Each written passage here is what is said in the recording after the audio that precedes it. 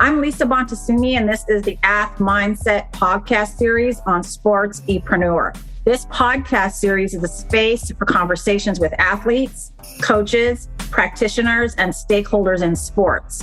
And it's where those individuals share their perspectives, experiences, and thoughts on mental health in sports. Eric Kazimoff of Sports-epreneur is generously hosting the AthMindset podcast series on his platform, as he deeply believes that these conversations are essential and deserve to be prioritized. This is the AthMindset podcast series on Sports-epreneur. Sports-epreneur, the content platform where sports, entrepreneurship, and mental health collide. If you are looking to start a podcast or create original content, you have to talk with the team at Sports-epreneur. I work with them and I vouch for them. It's that simple. Go to sportse.io to learn more.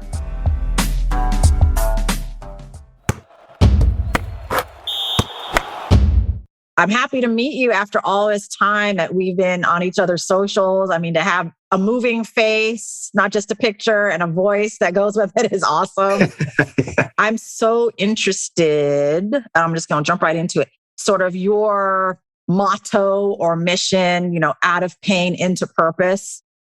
Tell me about that. Like, what do you mean by that? What's the story behind it? What's your story? Yeah, so out of pain into purpose is something that's always been very meaningful to me growing up in my life, because growing up, everything that I've went through in my life, whether it be from bullying or depression or suicidal thoughts, anything of the kind like that, all that had to happen to me, had to happen for me in order to be where I am today. So I had to learn that everything happened for a purpose, everything happens for a reason. And that I was, with the help of my Lord and Savior, I was able to help turn that around and turn it into my purpose, and I wanted to help other people understand and realize we go through a lot. We go through a lot of pain in life, suffering, sorrow and stuff. It's not ideal, but it's a huge part of this learning process. It's a whole part of this life that we're in, because life's not perfect. If life was all perfect, what would pain look like if life was perfect? So if there was no failure, we wouldn't know what success looks like.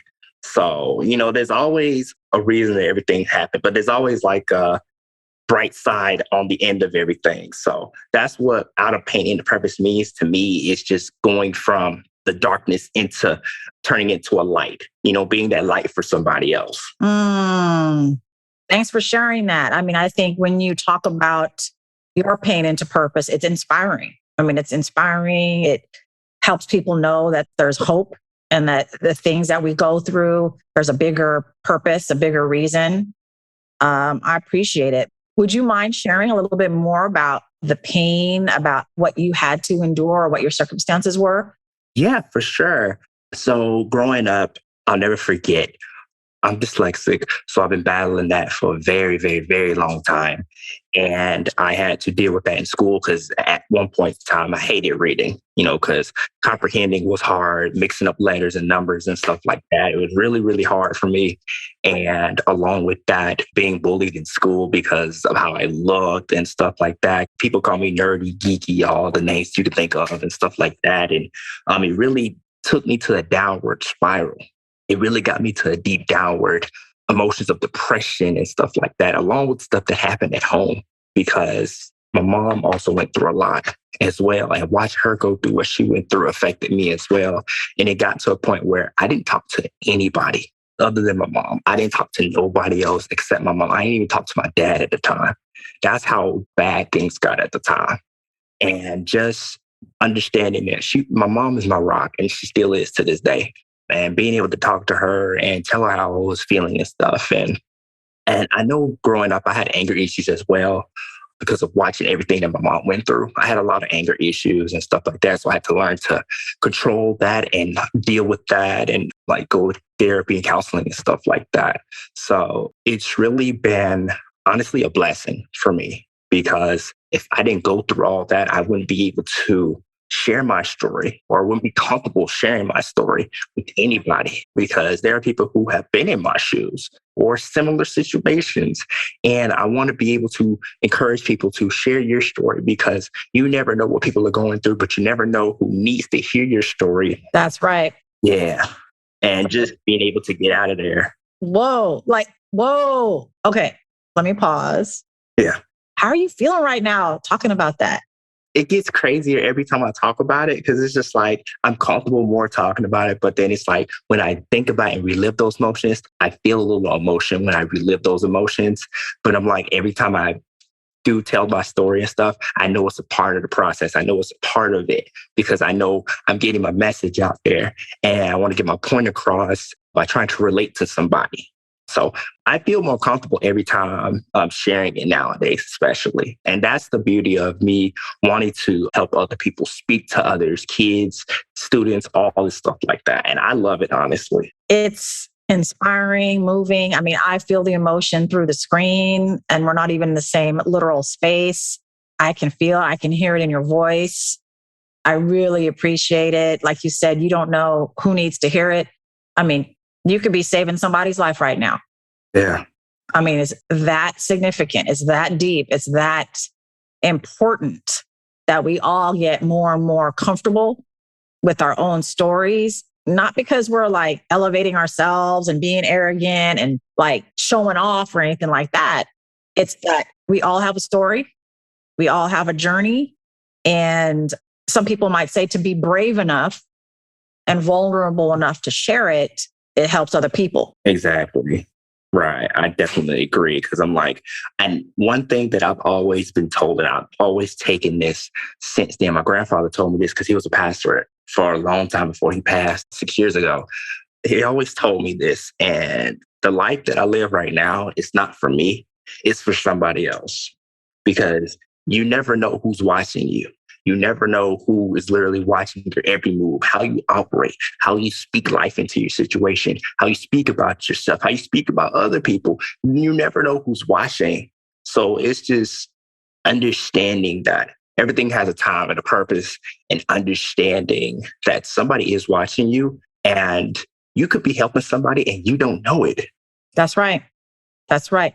It's making me feel a lot of things and think about a lot of things. I mean, I think about the work I'm doing, what has inspired me, and it's my daughter. Yeah. She just turned 15. She's a freshman in high school. But like, shoot, she's watching me every day in and day out, every darn minute. And like, that doesn't mean I have to be on point all the time. I want to show her that I'm human, that I need rest too, that I need downtime, that I eat chocolate when I'm not supposed to eat chocolate, that I eat that pint of ice cream when I probably shouldn't. But Right. that's who I am, that she doesn't have to be perfect because I'm not perfect, but yet we can be empowering, positive, influential women in the world that we roll in. I'm taking her out for her birthday. She just turned 15 a couple weeks ago. I'm taking her out, mommy daughter time, 2 days and a night, just overnight I'm raising her to be a foodie and a hotel snob. And I ain't apologizing for it because that's something I never had.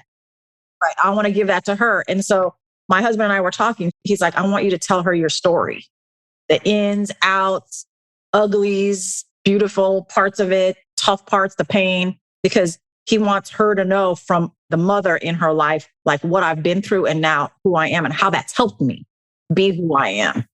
And that she doesn't have to be perfect because she struggles with that. And then my son, being who I am for my son, is different. Is going to take it in different, but maybe he can choose who he's going to be around and like the quality of people. And maybe if he turns out being a heterosexual or not, who he might date or marry.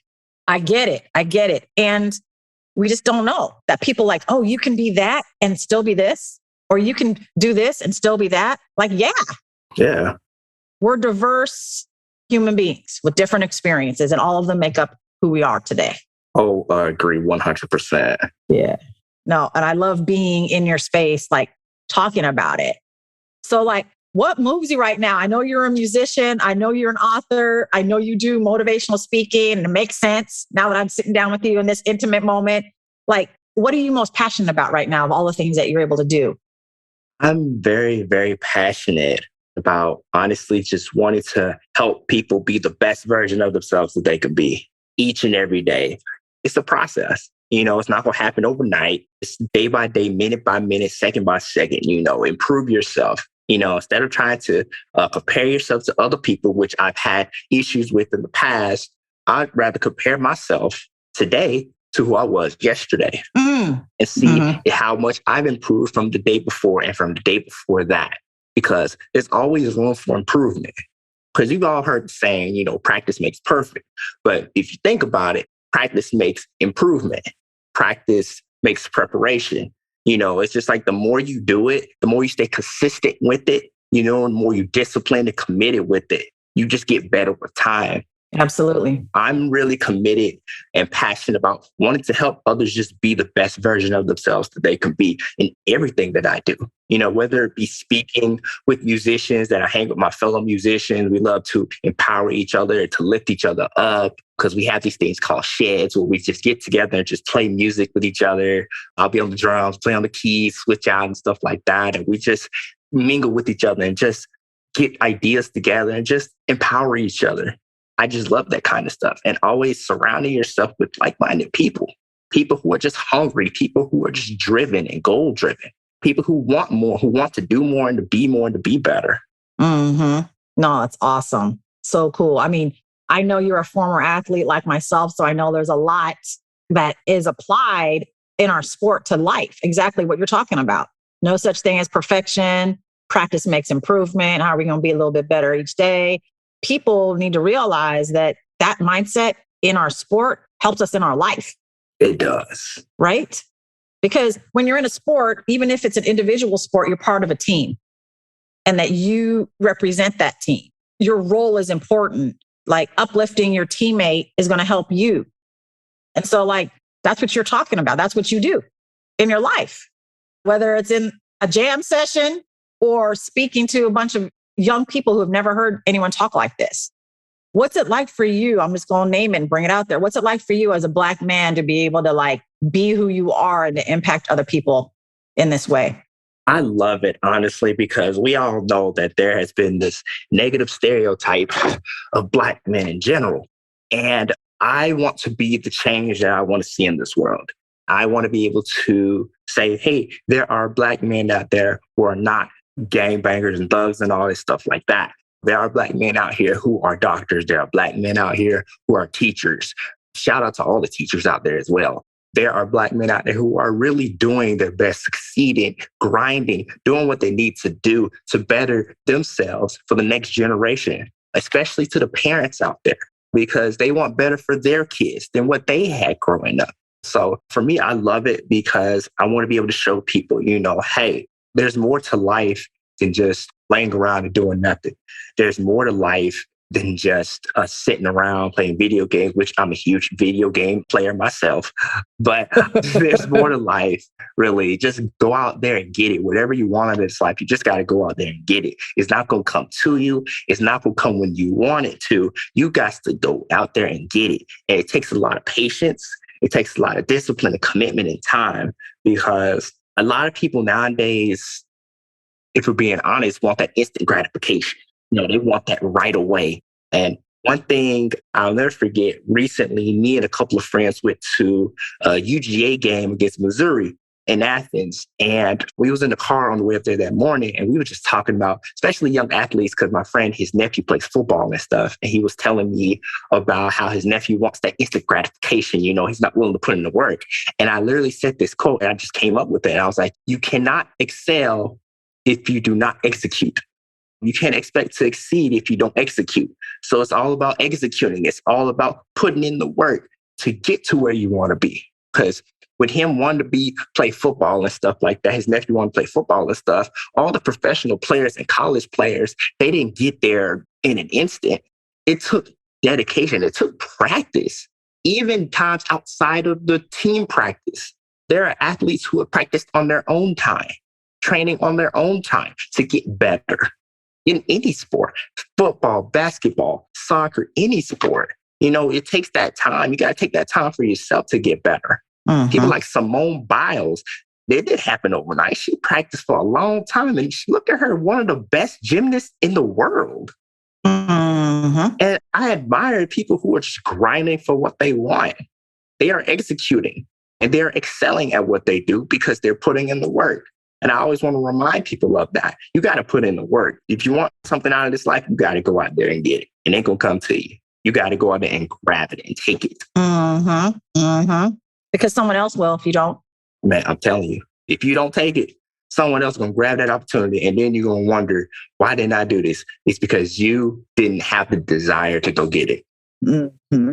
I mean, when you say put in the practice and when you bring up Simone Biles, I think it's important to say that there's mental practice as well. Oh, yeah. Mental skills, not just the physical skills. You got to train your brain like you train your body. Yes. Like, the athlete or the person who puts that time in there is going to be, if they're equal in talent, whether it's on the field of play or not, if you train your brain, you're going to excel, exceed further than the other person who's not doing it, right? And that can take many forms, right, Sylvester? I mean, that can be prayer. I know you're a man of God. It could be prayer. It could be meditation.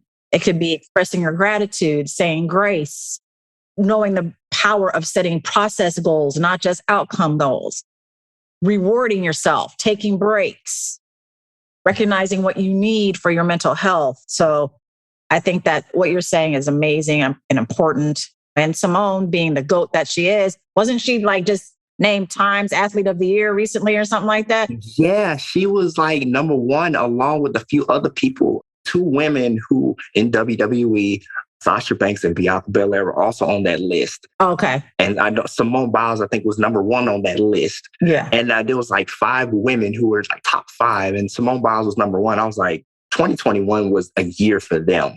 And I'm indeed it was. And I love what you mentioned. It's definitely a mental practice. It's definitely mental practice, because we've all heard the quote of, how sports is 90% mental, 10% physical.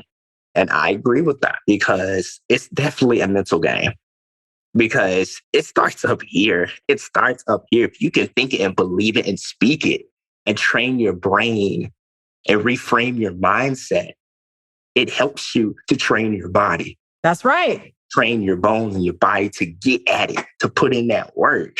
It's all a matter of taking care of yourself, mentally especially, taking breaks, setting boundaries, all that stuff. Because we all know mental health is very, very, very important. And we've seen that a lot in 2021. That's right. With the pandemic, adding that extra level of stress to everyone has really pushed the boundary around how we take care of ourselves, what we can actually handle, and the things we need to put in place, right? I mean, you said at the beginning of our conversation, I think it's important to emphasize that you are a Black man who has gone to therapy. Mm-hmm. I think that it's important for those who are listening to know and hear that. There's so much stigma in many communities, including the Black community, about engaging in therapy. I'm not crazy, or I'm not schizo, or I'm not, all these derogatory terms we have for someone who's struggling with mental health. What brought you to feel okay about engaging in therapy and staying in it? What helped you with that? Yeah, and I love that, because for me, what really made me undertake it and to keep it going is the fact that I knew I wasn't okay, and I didn't want to stay feeling the way I felt, and I knew I needed some help. While I can pray and everything and leave it to God and everything, I also know He allowed certain professionals to have these degrees in these professions to help other people, because they're helping people, they're ministering in their own way, in their professions, through therapy and counseling. So I'm why not take advantage of it? Because I've heard that stigma as well, how when the first thing we hear therapy, people are you need therapy or something like that. Oh, I'm not crazy. You ain't got to be crazy to go to therapy. You don't have to be crazy, schizo to go to therapy. Maybe you need to go to therapy because you just need to release anger. Maybe you just need to release some emotion. Take care of yourself. That's a huge part of taking care of yourself. And I really want to put myself first, because I've always had a habit of putting others before me, because I love helping other people. And at some point, I had to learn that self-love is very, very important. And I cannot pour from an empty cup. That's right. So I have to refill my cup and take care of myself so that I can help other people, even if that means setting boundaries for myself. That's right. Whether it be removing myself from people who are just taking from my life and not giving into it, or just making sure that I am aware of who is filling in my cup. So Therapy is a huge part of that. And then it's not dirty water. Right. Not dirty water. Yeah, it can't just be anything filling that cup. Exactly. It can't be dirty water, nothing like that. It's got to be clean. It's got to be. Yeah. I don't need no kind of dirty water in my cup. We gonna have to promise you got dirty water in my cups.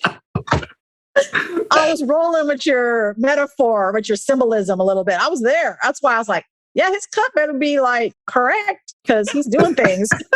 Exactly right. I felt that. I was like, yeah, I definitely don't need no dirty water. Look, if I don't want to bathe in dirty water, I don't need no dirty water in my cup. So, definitely. So therapy is a huge part of that. I encourage anybody to go to therapy or counseling of any kind to take care of yourself. You don't have to be crazy to go to therapy. It's good for mental health. It's good to release emotion. Yes. Thank you for sharing your experiences. I mean, I had never heard it spoken like that around mental health professionals are ministering in their own right. They're helping people through the knowledge and experience they have, that we have.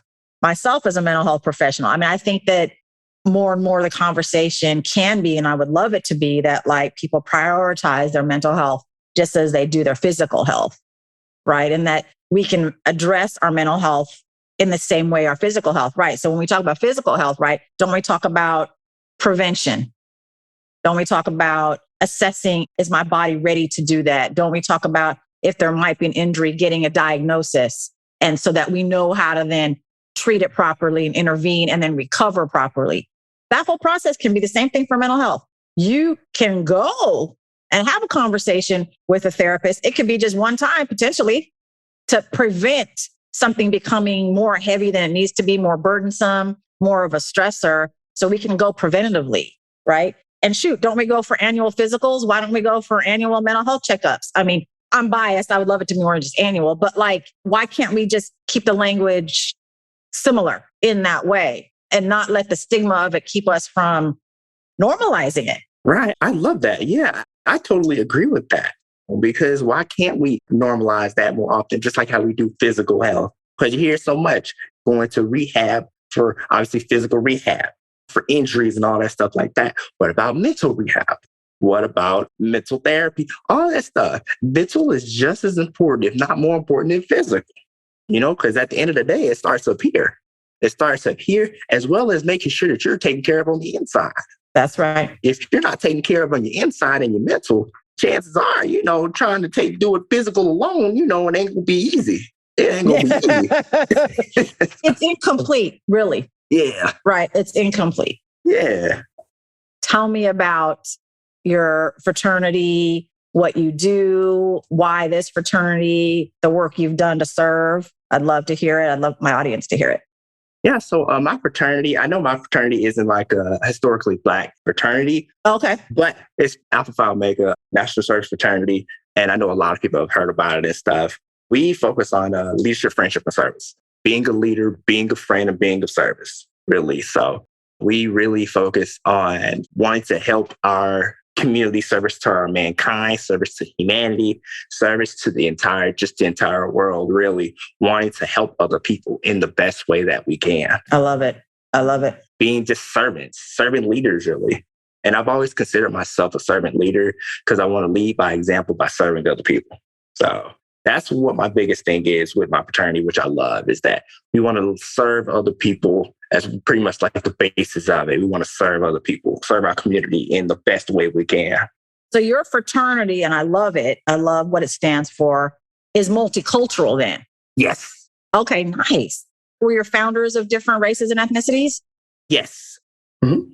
Okay, I love it. So there's a couple myths we can debunk in this conversation.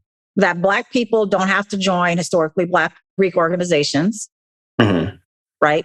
That fraternities aren't about just partying it up and having a house and just having fun. That's key. That's key. That there are Greek organizations out there that are about service, servanthood, friendship, brotherhood. So I love it. I love it. So I'm a Delta, and it's actually kind of flipped.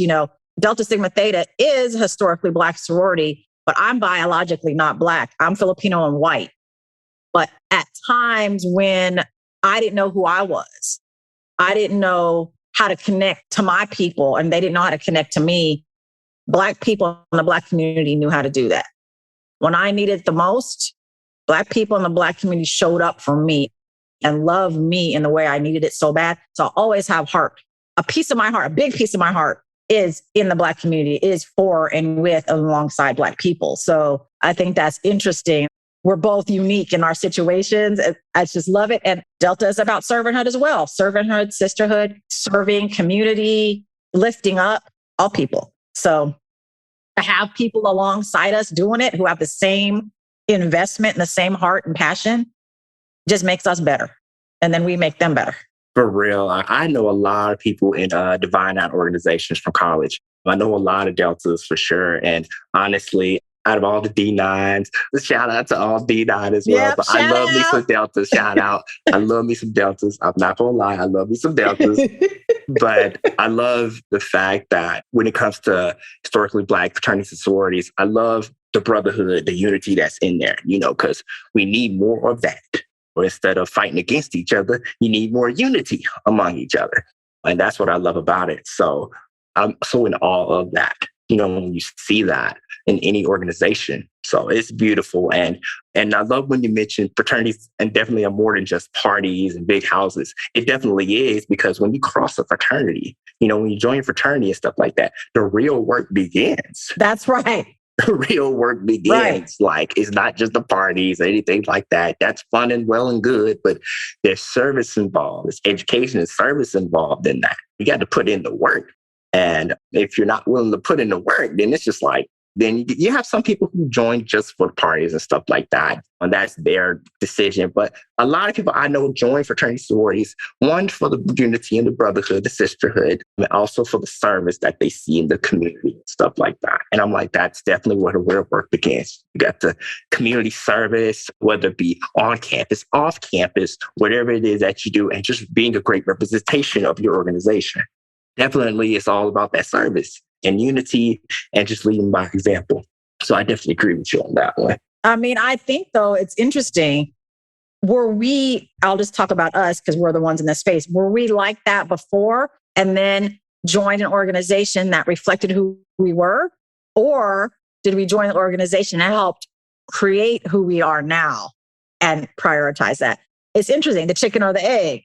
I mean, I think for me, it's who I was, and then Delta was an expression of it. I think the fact that my best friend at the time was a Delta, and I got to see everything. Shout out to Lori DeBose, what's up?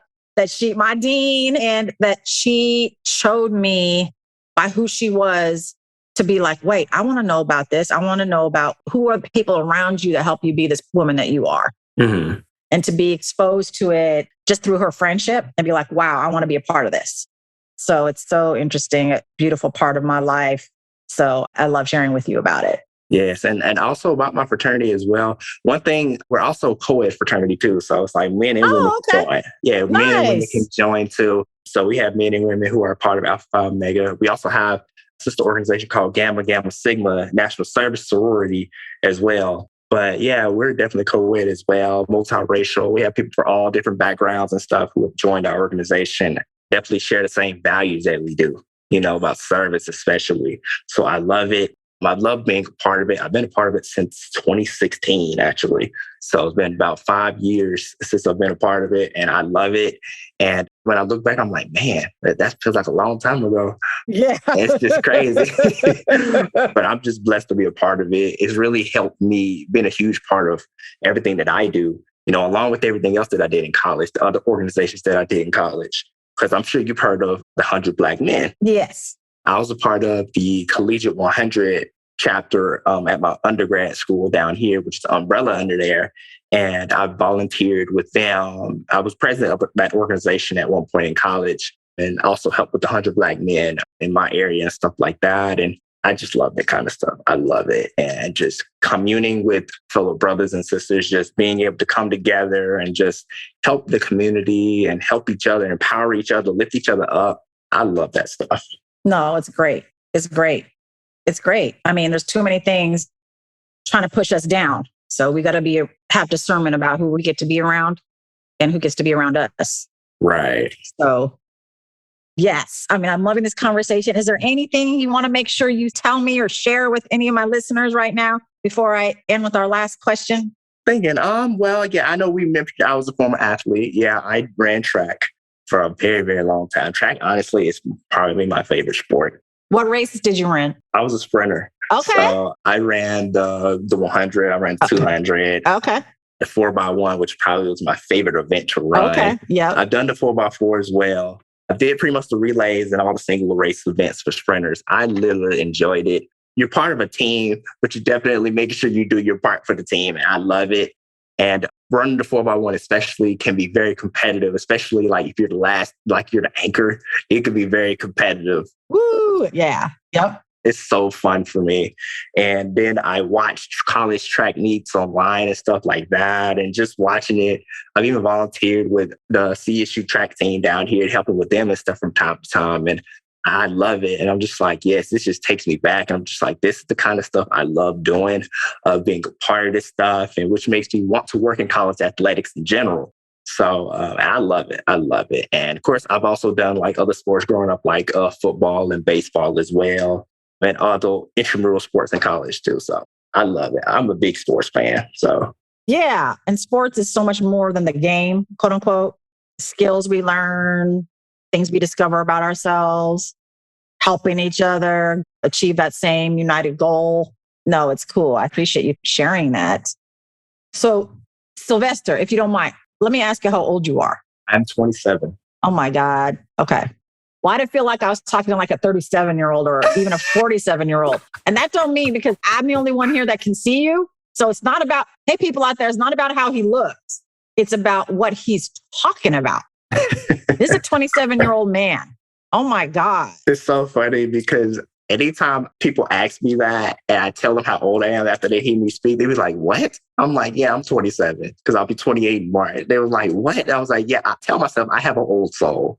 Yeah. I really have an old soul. I think you do. Because I get a lot of that from my grandfather because I was around him so much. So a lot of the things that he'd done, I got a lot of that from him. So a lot of my mannerisms or how I act or how I operate and stuff, I get that from him and my mom. So I really have an old soul. I'm a child at heart, but I have an old soul as well. Yes. Well, it's great to have both. Right. Exactly. A lot of people tell me that I'm wise for my age and stuff. I'm like, I appreciate that. I'm just doing what I can with life experience that I've been through and stuff and wanting to help somebody. You said want to help somebody. Yeah, totally. So I know you're a man of God. I'm going to take you here. We're going to go here together. So we are in your church. Mm-hmm. You are actually not sitting in the pew. This is your memorial service. Okay. What do you want your minister to say about you during this service where we're celebrating and remembering who Sylvester was here on this earth? What do you want him to say? What do you want the atmosphere to be like? What songs do you want to be played and sung? Like, what do you want that time to be like? What do you want your minister to say about you? I love that question. I would hope, I'd hope it'd be good things, but I'd hope, honestly, one thing I really hope that the minister would mention or say about me is that I have a huge heart for people, because I really do have a huge heart. It could be a double-edged sword at times, but I do have a huge heart and wanting to just do my best to help somebody, even with the little that I have, doing my best to help somebody, and whatever it is that they're going through, whether it be just something simple, something serious, whatever the case may be. And also letting people know that if you ever need to talk, just let me know. I do my best to be approachable. Let's just have a conversation and sit down. Let's just talk, because I love meeting new people. And also, one thing always people have told me, and I know I have a fact that a minister would probably say this about me, is that the fact that I love to smile. Because I do smile a lot. I will say that. So, I see it. Yep. I can attest to that. Yep.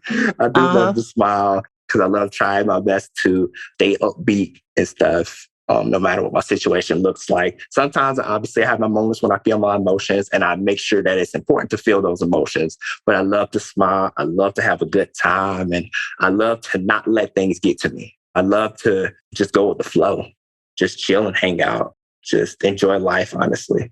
I appreciate a lot. Thank you so much for sharing. I'm very impressed with you as a young man. I mean, I'm impressed with who you are. and who you are becoming and what your future holds in the outlook that you have around your fellow humans in this world going through life together. So I really appreciate the opportunity to get to chat with you and to share this space and to chop it up and laugh and also go deep. So thank you so much for the opportunity, Sylvester. Thank you so much for having me. I have enjoyed this entire conversation. Eric, what was it like for you? I'll tell you what, it makes you think, right? It makes you think back to just being younger and going through stuff. And I have 3 kids of my own. And I was like, you know who needs to hear this?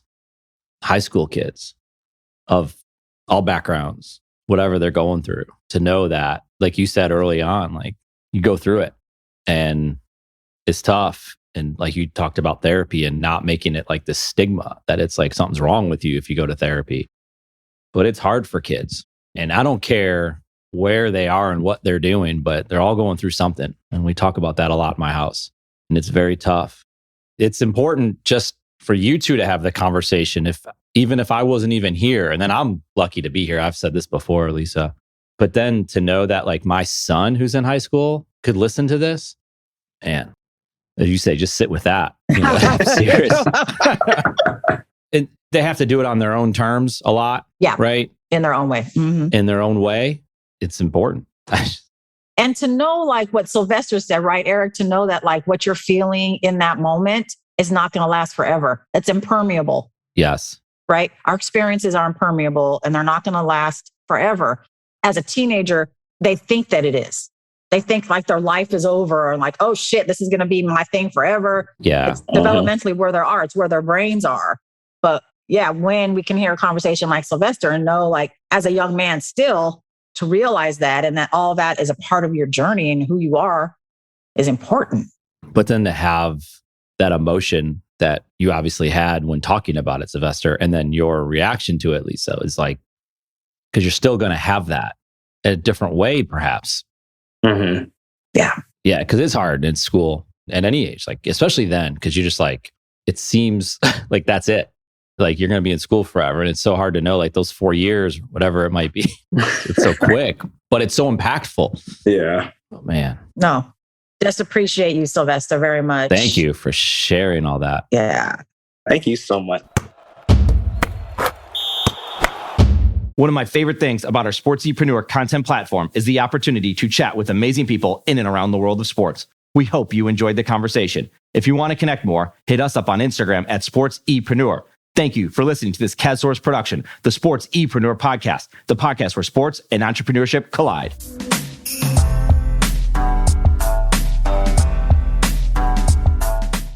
Sportsepreneur is a content platform, a collaborative team, and a marketing brand that is all about showcasing leaders and difference makers in and around the world of sports.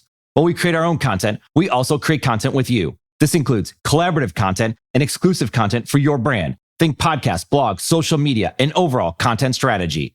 Our sports content marketing team is specifically niche for those in the sports industry. That includes sports businesses, athletes, managers, coaches, trainers, entrepreneurs, and business leaders in the sports market. The bottom line is we want to help with your sports-related brand, your content marketing, and your story. Connect with us on Instagram at Sportsepreneur or find us online at sportsepreneur.com. Sportsepreneur, the content platform where sports and entrepreneurship collide.